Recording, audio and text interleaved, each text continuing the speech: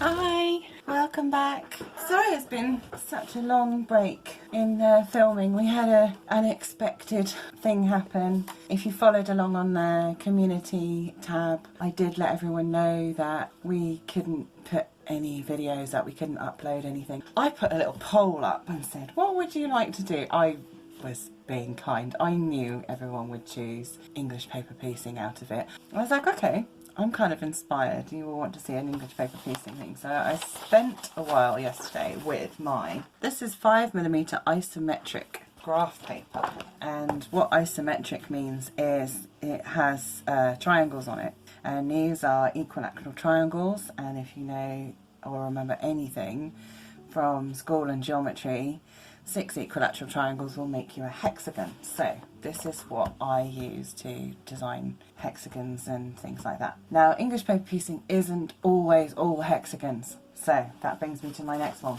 What I decided to do, this got a bit hacked out of it, I'll explain why in a minute, was I decided to just sit and draw. And so you can see this is what I started with. And then I thought, oh, how cool would it be to do almost like different blocks that make up a hexagon in themselves. I may well do the designs for all of these and actually make it up into some sort of sampler full-size quilt and do a pattern for it and everything one day. So out of this, the one I liked the best was the one that started off as a sort of rosette or flower, very similar to what starts off Grandmother's Flower Garden. So I started drawing it out, tried out different things along the way, and then I started drawing it here and I managed to make a mistake really quickly. I made a mistake. I inched this over too far and actually you can't fit it all together because I missed a bit out. So I thought to avoid that happening, I will draw out the little tiny block and stick it on a bit of, this is just like thick brown paper, and make myself a little hexagon template that I can draw out on here and then fill in the bits. And so that's what I did. So this one, this was the first one I did, and I actually really like the colours. I was thinking bright reds, navy blue, or sort of a royally dark blue, and then I was actually thinking like rainbow things, and I pulled the pencils out, the colours that I was going to use. And you know, that's a really good thing to do if you've got felt tips or fibre tip pens, coloured pencils, anything. If you're trying to decide on fabric colours or what looks good together and you have an idea in your head and then you pull them out, it kind of cuts through the blurring of prints and all the rest of that. You're just left with the solid colours, and the rainbow did not look good. It looked too contrived, so I put all those away. So then I thought, oh, these would be, I really like this, like oranges and pinks. They looked really nice together, and then I started doing it, and then I decided that this orange middle here didn't work with this. And also on this one, I wanted to have like this rotating block design, and it started really well, and then I just got completely lost how that would work. I actually, after I'd coloured in a lot of it, I worked out how to do this another time, so I will revisit that. And then as I made mistakes, I really liked these sort of rosette type border things, you know. I really liked that. I actually really thought these red little bow tie things looked quite effective. And again, on this one, for that 3-dimensional effect, I think it will work really well. However, I decided to scrap that and start all over again. So I came up with this one. So this one is more autumnal. And again, I did the pencil selection thing. So I pulled out all the browns, sort of whatever colour that is, oranges. But I really wanted to put in some dark red, pink.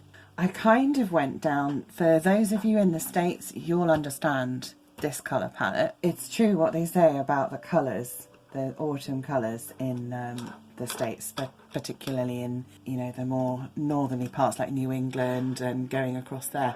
And in this time of year, September and October, you get like these gorgeous, crisp, clear days, and it's out of the sunshine, it's freezing cold, but in the sunshine it's still hot, and you get these most amazing colours of sky and then pinks and oranges and yellows against it, and it just, I don't know, there's just something about that colour palette. It's exactly the same block. It's exactly the same as this. It starts in the same way, but you can see that the predominant thing is not the tumbling block design. The predominant thing is these little border blocks like this, which makes our lives as hand pieces, because this has got to be hand pieced, obviously, because these triangles are going to be pretty small. So it makes our lives as hand piecing people a lot easier to just be able to make one block. I also thought it would be a really good opportunity to show you how to make templates and work out sizes. So if we chose this size, made the triangles out of this, so it would be 1/6 of this. Nobody wants to use a triangle that size. We need a hexagon a little bit bigger than that. So I think probably what I'm going to do is show you two ways of doing it. So the first one is, if you've got isometric paper like this, you can literally start drawing out, just go along like that. That makes quite a nice hexagon size. Still able to use scraps. So that could be our starting hexagon. So then if we wanted to add on the triangle, we need to go 2, 3, 4, 5, 6. So our point would be there. The triangle piece is not too small. There's a pin and there's the original hexagon. So that's actually quite workable. We could work with that size. That would be quite nice. So if you haven't got isometric paper, what do you do? Well, if you're lucky enough to have some sort of compass set for drawing, you could use one of these. I roughly want to make this size, so I'm going to cheat, and this should be, if we know it's 2 inches across, that means our diameter needs to be about 1 inch, doesn't it? So that's about right there. So first of all, we'd put this in here, and I'll try and do it really dark, because last time I did this I don't think people could see, so I've chosen white paper for a start. So you measure the radius, so that's about just over 1 inch across, and draw yourself a circle. You put the compass point right on the line that you've just drawn, and you mark both sides where it crosses over the line. So when you've done your first 2 marks, then you put your compass point right where those 2 lines intersect, and then you do exactly the same thing again and mark both sides. And then I'm going to go over that again with a black pen so that you can see. Then you work your way around to the next one that you've literally just done, and then do the last one. So put this right on the point, no, put the point right on the cross where it intersects the 2 lines, and do the last mark. So now I've got a circle, and what we need to do is connect each of these points, so where the lines cross over, connect each of those points with a straight line. So I'm connecting the 2 lines, no, the 2 crosses, you can tell I haven't done this for ages, talking to camera I mean, and then do a straight line. And then keep going round and doing that until you find that you have a hexagon. So there's our hexagon. It's a pretty good looking hexagon, I think. So you're saying, right, okay, well now how do you make the other shapes? So the other shapes, we literally take this here and we extend that line out like so, turn this round, and we want to come back on this one, and then we extend that line again, and then here, do that. So now we've got the diamond shape, and we've got the triangle, and we've got the hexagon. How do you make that into templates without having to draw all that again? You get some paper and glue it on the back. I'll put the glue on here actually so I can make sure I'm going over the whole design, and then just pop that somewhere up on the paper. So I'm going to cut this out roughly, making sure I've got enough space on the bit that I've just glued down to do something else. First thing you do is you cut this diamond shape out, okay? So we have a diamond shape. Now don't cut anything else just yet. Put this on the bit that we just prepared and draw around it. So there's our diamond template. So we can cut that out in a minute, and this is the magic part. And cut this off of here, a triangle tape template, because you always need to, because these small ones get lost. When I've cut this out, you'll have the full set of templates to make the papers. And I suggest you use like a container with a lid on or something. When you're doing the triangles, be really, really careful, because some of the offcuts can look like the triangle and it's not. I've been literally cutting out each paper and dropping it into here or whatever your container is. Anyway, let's do something more exciting. Let's choose some fabric.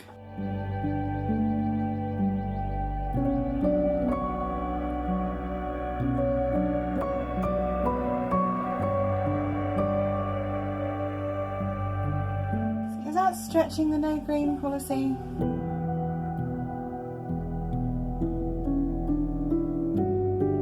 This is the organised box with like random canvas on it. Do you know, I think this is going to have more oranges and reds in than browns at this rate. Well, we're a little bit better off for some of those colours. We are going to go with this for now. The beauty of it is I mix prints, I'll mix types of fabric, they're all cotton. If it's being pieced by hand, the thing that I will do is adjust the weight of the fabric. And I don't use synthetics, okay? So if I need to bring the weight up, so it's a very fine like voile or a Liberty Tile Lawn can sometimes be a little bit thin to use with other stuff. Iron-on interfacing, which is synthetic, but anyway. So the next thing we need to do is we need to decide which colours we're going to use. So I have to keep this as a reference point. So I'll stick that there for me. So I'm going to start not auditioning, but kind of auditioning.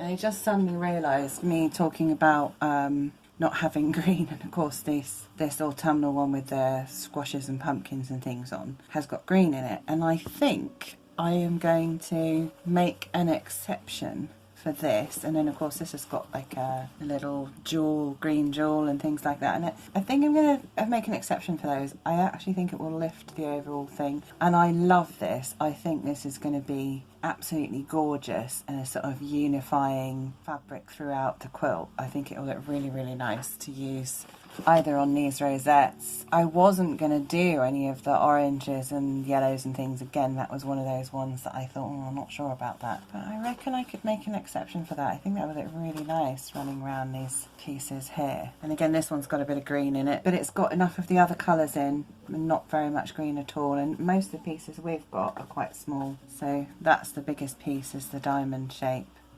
So you can see all the fun we can have with that. In my sort of pinks, I think the best one to go with would be this one. So all you need in the way of fabric for each, what are we calling it, each complete hexagon block would be, this is the largest piece, so you would just need enough fabric to cover 6 of those. And then to work out your fabric requirement, I mean, I like scrap quilts, so that's what this is going to be. But sometimes you need to have an idea if you can get what you want out of it. In that instance, I would say make yourself as a second template. Literally draw around this on a piece of card and then allow yourself a 1/4 of an inch seam allowance all the way around, and then cut the larger one out. Okay, so we've got our fabric templates as well. So then that means what we can do on this one, for example. You'll see I've lovingly ironed this.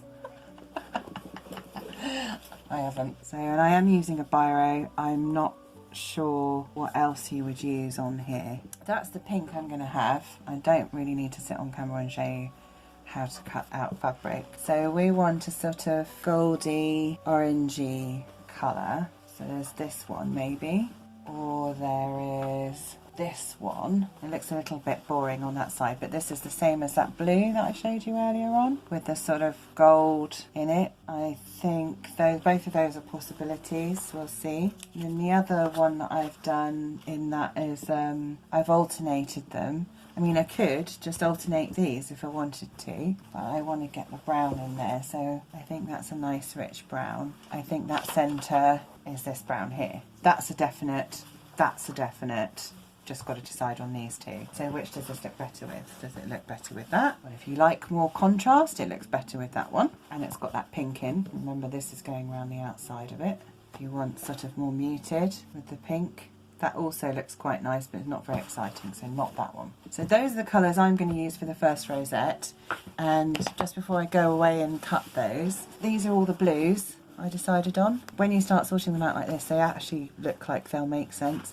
And you can see there's a reasonable amount of mix of prints and batiks in there, although it is more heavy on the batiks, because that is what I tend to use a lot of time. I forgot to choose the triangles. So I need to choose something to go there. So I think it would be good to introduce a little bit of print fabric, because otherwise it's all batiks in the middle. So I might as well start as I mean to go on. And for the very dark brown, I ended up using a fine chalk marker, because even my trusty biro wouldn't show up. I'm not worried that this point is truncated. It'll make my life actually easier to put it over paper. I haven't said what I use for papers. I use this recycled paper card stuff.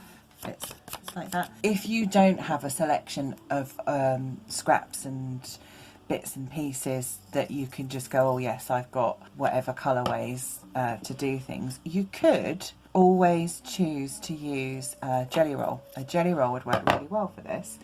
You know, if someone's given you one and you didn't know what to do with it, you could just divide it up into probably 3 colour palettes is enough, and then use any odd ones for the middles and things like that. But each of these pieces, even with the seam allowance, is no wider than 2.5 inches, so that's kind of handy. So I meant to say that because you could do it really, really well. So we have our bits. We just need the central rosette for now, and I can't recommend highly enough having a work area, work box with all your bits in, because it's going to be so easy to lose these and so frustrating to have to go and make more. So we need 1, 2, 3, 5, 6, 7 of those. So we're just going to put these on papers now, and I can see I am going to be using more seam allowance than this.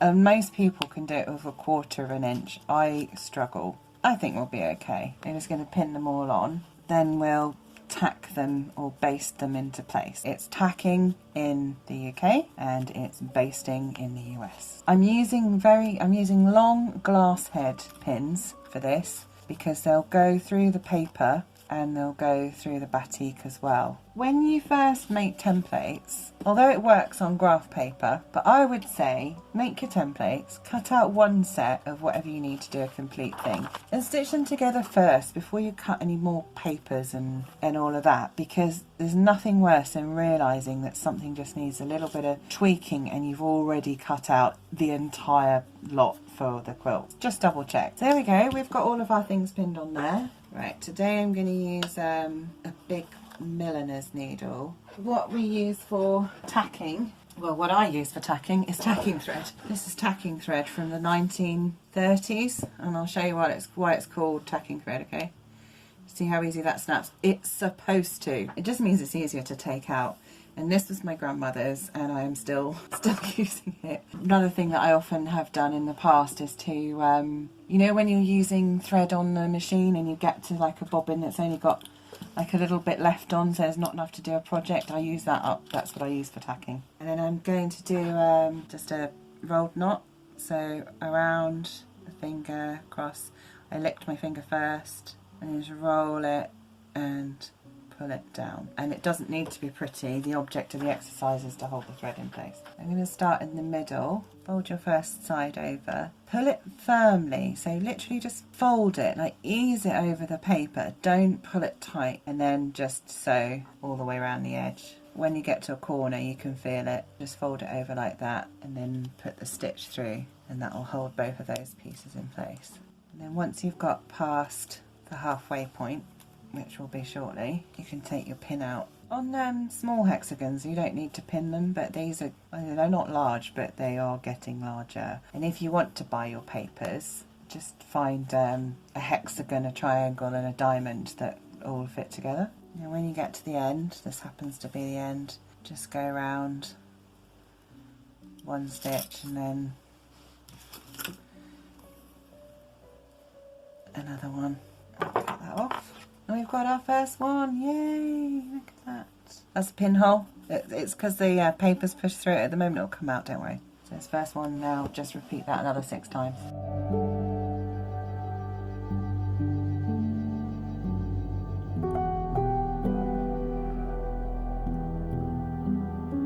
I think you get the idea. That's the centre, then these are the petals that go around. So I'm going to stitch these together just because that's the end of my tacking thread, that bit. I think I'm going to use that colour for this one. I have no idea where this thread came from. But if you haven't got anything like the right colour, I mean, I'm really not, you can tell I'm not a kind of, oh, it must all match, it must all be exactly the same. I mean, when you're doing English paper piecing, particularly like hexagons and different geometric shapes that you're having to hand sew, one, you won't see a huge amount of the stitching anyway. You're using a lot of different colours, and so to find the right colour that will work for all of them, and most people do not match the thread to every single thing they're stitching. I mean, so what would you choose for that? You know, that's very dark brown, that's a sort of yellowy orange. So the best thing to do is to either find something in the middle. If you really haven't got anything that's in the middle, you could use just an off-white, something that's not bright white. You could use grey. Grey works really, really well because it tends to take on the colour it's next to. My advice would be, don't worry about it and just use what you've got. So I need to use a thimble for this. So just match up your hexagons. I'm doing this for those of you that have never had a go before. So you just need to sort of match them up. It's quite reassuring, they are pretty much the same size, that's lucky. And I always use knots, some people don't, and I hide my knots and I start on a corner. And I stitch corner to corner. So what you're doing, when I was talking about how to pull the fabric over, you sort of smooth it, fold it over, you don't tug it, you know, it's sort of firm but not tight. That's so that you've got a little bit of give between the fabric and the paper. The object of the exercise is to stitch across the top edge of the paper instead of going through the paper, although you can go through the paper if you really have to. And then we're just doing what is this? Is this a whip stitch? And the thing is, with having that little bit of space between the edge of the fabric and the top edge of the paper, if you've got a nice sharp needle, you can almost feel it inside. Okay, I just did like what I call a securing stitch on the corner, and I will do that on every corner that I stitch together. I kind of scooched over a bit when I started sewing, so they're slightly off centre. Don't worry about that. Put it against white paper, and maybe you can. There's like a tiny little lump there and a little lump on this side. Honestly, it's fine. It really doesn't matter. So that's okay. You can see the stitching a little bit. Remember, there's paper in it in the moment.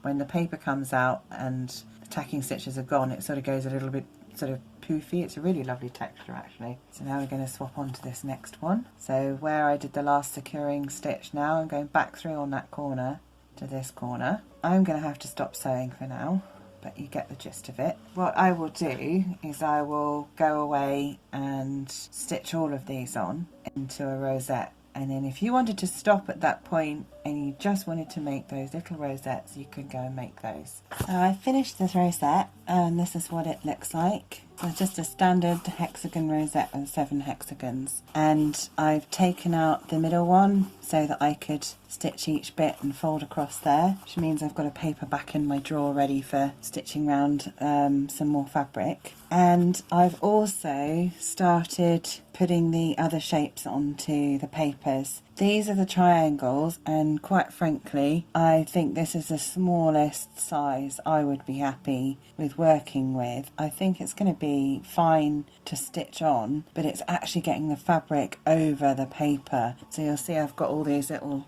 triangles here which I just snipped off the ends because it was just getting too much. And as long, you don't have to make it neat, as long as you can see the point, you can stitch them in. If you start folding them over, you'll end up truncating them, and on such small pieces that would make a difference. And then I've also stitched on a couple of the diamonds as well. And I had a quick check measure earlier on. This is going to go on here. That one looks a little bit big, but anyway, this is why we're checking it out. Oh, they're all a little bit on the big side. I wonder what's happened there then. Well, we'll stitch it in. It could be an optical illusion of where the fabric's hanging off the edge. And then this bit will go in like that. So I'll give you an idea. So let's stitch on one of these triangles. So I'm just going to pick any one at random and line it up with the edge of the hexagon. So same as always, bring out your corner right on the corner where that fold of fabric is. You see just there. So I'm putting my needle right into the fold of fabric first of all, and then pull it through, and you're going to see a really ugly knot. And then we need to go through this corner here. That is actually the corner of that bit, and then we'll just do a little fastening stitch, so just go around the same place again. Actually, that looks like it's slightly too big. It's just a fraction too big on one side. Now I don't know why that is, so I've got to go and I can't stitch that in and leave the paper in, because when I come to put this piece on, it would have like a lumpy bit sticking out. So somehow the diamond looks right. Somewhere along the line I've done the wrong triangle. I'm not quite sure how that's happened. So I need to go away and rejig all of these triangles, but that's why we do this. We test everything out first. So I was just looking through I had some more papers cut. I had a look through those, and I also thought, right, check the original template. So there's the original template there, and here's one of the papers that I've been using. They all fit together fine. We know they'll fit with the diamond. So it's just this triangle. So I thought, oh, I'll just check that, make sure it's the right size. And it is. Those edges match. So I thought, well, what I'll do is I'll cut these down. So I've already cut these down. They're the right size now. And then I remembered there was 2 templates. What if the other template was wrong? So here's the other template. I've already starred. You see I put a little star in the corner of that one because I know that one's right. So let's see what happens when we put these together. So straight away I can tell that this one is out by probably just over a 1/16 of an inch, maybe a little bit more. So when you factor in drawing around in pencil, that's going to give you quite a lot of extra, which we have just been cutting off of these bits here. Well, I've been cutting them off. This one going in the bin. I shall unpick all of the little triangles that I painfully stitched onto paper, and then I'll cut these ones down as well, so I'll have some papers to be getting on with. Hopefully that won't happen again. And I've already stitched on the first triangle. I wanted to try and do it off camera just to make sure it was right, and it's pretty much there. So I thought what I'd do is stitch the rest of this one in, and then I thought we'd have a go at stitching in one of these diamonds like that. So I'm just going to carry on using the nameless stitch that I can't remember. Just keep going over here. Right, so I've got to the corner. I'm just going to check here that I have actually stitched in the corner. If I give it a little tug, yes, I definitely have. And then I'm going to stitch back halfway along. This is how I finish off each piece when I'm doing these. And when I get closer to the middle, I just stitch through this as like a loop, and then I'll stitch through another one, and then it shouldn't come undone. What you do is exactly the same as a hexagon. You start at the lowest point here, so the most inside point. So we're going to put the right sides together here, and we're going to make that diamond shape. And there's a good time to check that you've got your sizes right, which they're pretty much there. Hooray! And then we're going to start on that corner. So the first thing is to find your way right into this corner here. Yeah, that's practically, it's on the orange side, but of course we're going to do one side and then the other, so that's okay. There's literally like 2 threads in, so that's the first bit. And then we're going to make sure that you put it the way you want it, and then fold it over. Then we're going to put that corner right there, go into the corner thread, and that's what I just did. So I do the anchoring stitch there. I'll stitch all the way across, and you can just see that this bit here is just pushed over slightly onto the brown, but don't worry about that, because when I stitch this side on, when it's opened out and I flip it over the other way, I can manipulate the fabric to fit into the corner and get the stitches in right in the corner, so there's no holes. See, I have no holes in my work at all. Right, so I've just stitched in that one. You can see they're both loose there at the moment, and I think when you're first starting to work out how to put shapes together without having to bend your papers, rather than coming back and doing that one first, I thought it'd be easier to show you. Now you need to take out these 2 papers and literally just snip through your stitching, if you can see what you're doing, which I can't. Snip through your stitching in a couple of places. I find on the corners is best. Some people can pull it out in one complete bit, but I never can, so probably because I'm always worried they're going to come apart, so I do a lot of oversewing. And the good thing with using the tacking thread, which is a lot weaker than a normal thread, is you can just pull it out. So there's my paper, pop that out, pop that in the drawer, stick that one in as well. And now we've got to try and take out the triangle as well. So then I've got this bit, and what I need to do is just to make sure that those 2 points are caught together. So I left my needle in, and how I'm going to do that is I'm going to put these diamonds right sides together like that, and then I'm just literally going to stitch those two, where I've got some flappy bits here, I'm literally going to stitch those 2 points together. Not by very much, because obviously I'll end up with like a little pockety bit if you do too much, but I'm just literally going to put the needle in right on that point there, and so I've got it through both pieces of fabric, so those are in the right place now. So there's our first bit. Doesn't it look nice? So I promised to show you what we'd do with the diamond going the other way. So originally we do it like that, so now we need to turn it over, and then we need to fold it out that way so that you can keep sewing, or whichever way you sew in. If you know, obviously flip it if you stitch the other way around.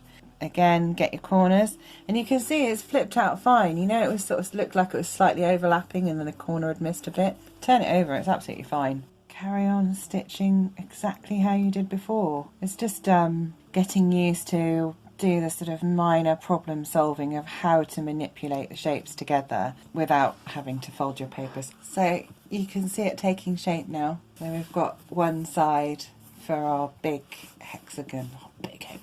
I need to stitch the other little triangles all the way around, and then the diamonds around the edge, and then you can see that will, there's one pinned on there, that'll act like a really nice border around. And I have to say, I am super pleased with it. I'm really glad that I followed my own advice about making a test block to make sure all the pieces work first. And just think of the fun you can have with fussy cutting of different patterns and things. I will give you a quick reveal of some of the fabrics that I want to use. So I want to use this one. I was thinking if I attempted to do maybe like this sort of one.